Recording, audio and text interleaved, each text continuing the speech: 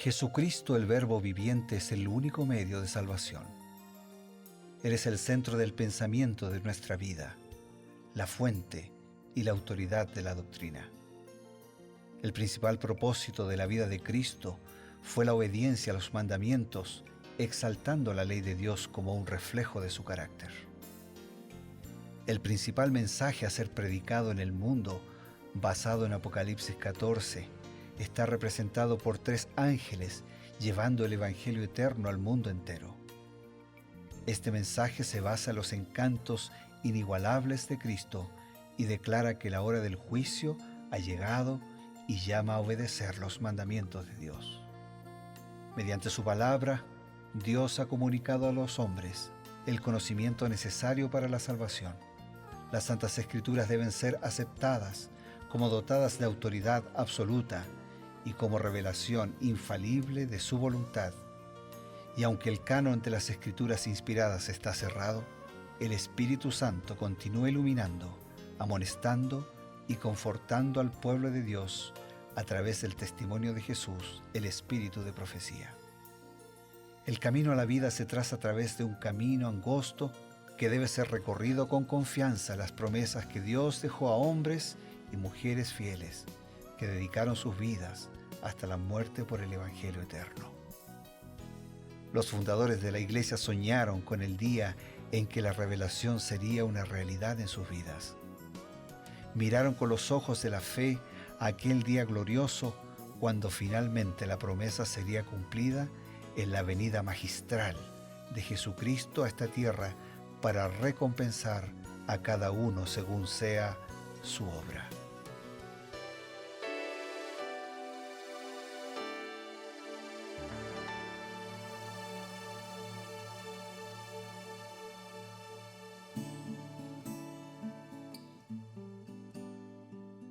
Nuevamente nos reencontramos aquí en Reavivados por su Palabra. Queridos amigos, les extendemos una cordial bienvenida y nos alistamos para continuar en la profundización del estudio de las Sagradas Escrituras. Creed en sus profetas es el segmento que nos convoca y estamos aquí con el pastor Bruno Razo para profundizar en el estudio de la Biblia. Gracias, Pastor Ever, y juntos consultamos el espíritu de profecía, que es la manifestación del don de Dios, porque Dios mismo dijo que creyendo en sus escritos estamos seguros y creyendo en sus profetas somos prosperados. Y hoy continuamos meditando, reflexionando y encontrando lecciones en el capítulo 23 del libro de Números. El libro de Números es interesante, está justamente en plena peregrinación por el desierto y llega en el capítulo 23 una situación, diríamos sui generis. De pronto aparece en el escenario un hombre que la Biblia claramente menciona que era un profeta de Dios, que él profesaba además ser un profeta de Dios, y sin embargo sucumbió a la tentación de las ganancias del mundo, de ventajas, honores, y quería recibir algo de dinero por su trabajo. Solo que este trabajo al que lo habían contratado era totalmente opuesto, en una dirección, ¿no?, diametralmente opuesta a lo que era su trabajo, ¿no? Él tenía que proferir palabras de bendición para el pueblo de Dios y se le pidió que maldijera al pueblo de Dios. Interesante que él intentó hacerlo, pero no pudo en reiteradas oportunidades. ¿Por qué no pudo Balaam maldecir a Israel? ¿Qué nos dice el escrito inspirado? Voy a leer la declaración y después vamos a ampliar. Dice: embargado por el temor reverente que le inspiraban estas revelaciones, Balaam exclamó: no hay hechizo contra Israel ni hay adivinación contra Israel. Conforme al deseo de los moabitas, el gran mago había probado el poder de su encantamiento, pero precisamente con respecto a esta ocasión se iba a decir de los hijos de Israel lo que ha hecho Dios. Mientras estuvieran bajo la protección divina, ningún pueblo o nación, aunque fuese auxiliado por todo el poder de Satanás, podía prevalecer contra ellos. Entonces, nadie podía contra el pueblo de Dios porque nadie podía contra Dios. Claro. El pueblo es de Dios, entonces nadie podía con el pueblo porque nadie podía contra Dios. O sea, nadie podía con este hijo por el papá que este hijo tenía. ¿Está bien? Por otro lado, el profeta de Dios es un instrumento de Dios, es un portavoz de Dios. Para tratar de ilustrarlo, el profeta no hace pan, el profeta distribuye el pan. Entonces, Dios coloca en las manos del profeta un pan de orientación, de guía y de bendiciones. Y el profeta toma lo de Dios y retransmite lo de Dios. Entonces, el profeta no podía maldecir al pueblo, porque la maldición al pueblo no se había originado en Dios. Claro. Si acaso la maldición se originaba en Dios, entonces el profeta podía transferir esa maldición originada en Dios, pero la maldición no se había originado en Dios. Y entonces él intentó maldecir, pero no podía maldecir. Y sobre todo las motivaciones que tenía. La motivación no era transmitir una reprimenda, una advertencia de parte de Dios. La intención era quedarse con los dones, los regalitos, los salarios que podían provenir de ese segundo trabajo de un profeta que quería jugar a dos puntas, ser el instrumento para transmitir la orientación y la bendición de Dios, y por el otro lado recibir de los dioses vecinos. Ahora, los dioses vecinos, ¿qué eran? ¿Eran Nada. algo? Nada. Nada. Pero quien protegía al pueblo de Israel era el único, el verdadero, Claro. el real. Claro. No había forma de... Por eso nadie podía, porque los otros eran inexistentes. Solo existían en la imaginación de esos pueblos. Exactamente. En este caso los moabitas. Exactamente. Por eso es que vez tras vez, cuando se apela a adorar al verdadero Dios, Dios intenta hacer razonar a través del mensaje de los profetas y dice, pero ¿cómo es que ustedes de repente toman un pedazo de madera, con una parte hacen una comida, con la otra se calientan por el frío y con la otra hacen un Dios que terminan adorando? ¿Qué Dios es el Dios que hacen con las manos? ¿Qué Dios es el Dios que hacen con la imaginación? Claro. Era el intento de Dios de ayudarles a razonar que Dios hay uno solo y nada hay fuera de Él. Ahora, lo triste en este caso, para quien lo contrató a Balaam, que era el rey de Moab, Balac, era un hombre frustrado, ¿no? Tuvo una reacción realmente triste, ¿no? ¿Qué nos dice la inspiración acerca de la reacción de Balac, el rey de Moab?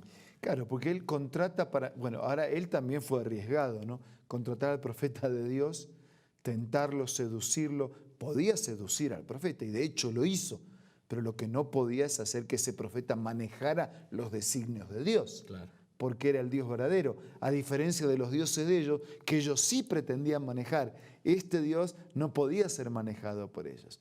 Entonces el rey dice, el rey de Moab, desalentado y angustiado, ya que no lo maldices, tampoco lo bendigas. O sea, aunque vamos a negociar, ya que no logramos maldición, por lo menos no lo bendigas. Te pago para que lo maldigas y encima lo bendices. Dice, no obstante, subsistía una débil esperanza en su corazón y decidió hacer otra prueba. Condujo a Balán al monte Peor, donde había un templo dedicado al culto licencioso de Baal, su dios.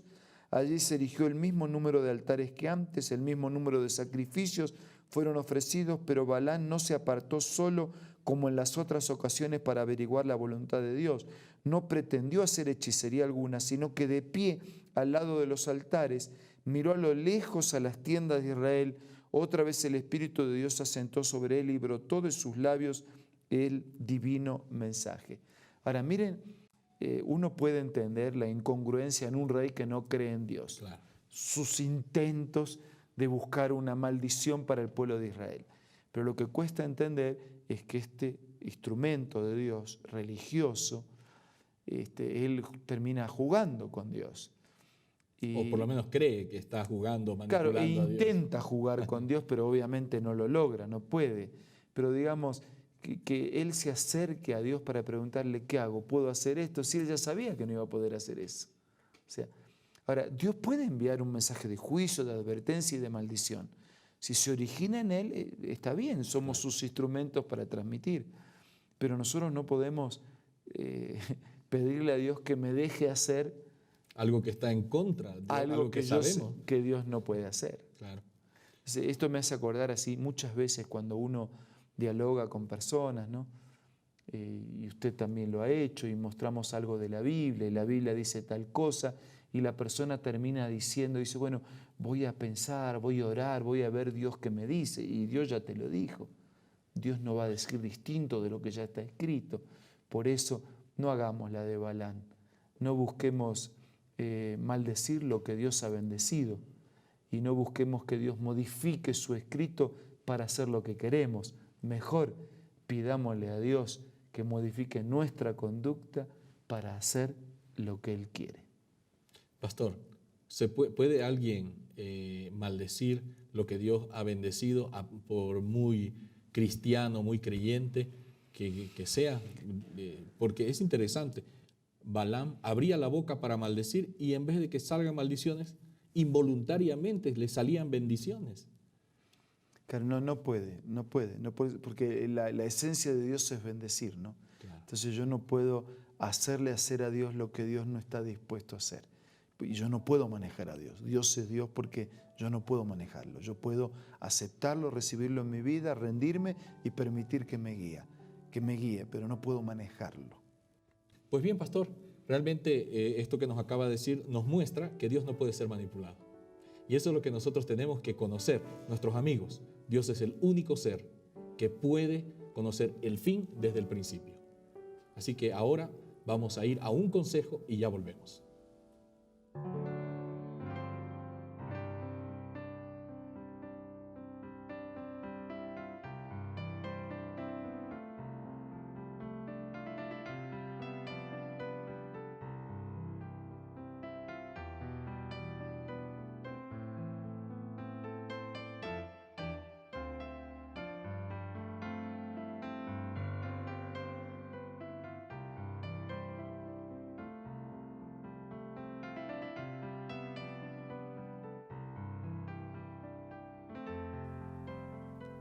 ¿Qué tal? Presta mucha atención a esta cita. Jacob prevaleció porque fue perseverante y decidido. Su experiencia atestigua el poder de la oración insistente. Este es el tiempo en que debemos aprender la lección de la oración que prevalece y de la fe inquebrantable. Las mayores victorias de la Iglesia de Cristo o del cristiano no son las que se ganan mediante el talento o la educación, la riqueza o el favor de los hombres. Son las victorias que se alcanzan en la cámara de audiencia con Dios, cuando la fe fervorosa y agonizante se hace del poderoso brazo de la omnipotencia. Qué lindo, ¿verdad? Esta cita tú la encuentras en el libro La Oración, escrito por Elena G. de White. No puedes perder este maravilloso libro de tu biblioteca personal. Así que te invito una vez más a que visites la página www.aces.com.ar o también puedes hacerlo visitando una iglesia adventista del séptimo día cerca o próximo del lugar donde tú te encuentres. También, si te gustan las aplicaciones y la tecnología, descárgalo como Elena G. de White del App Store o del Play Store.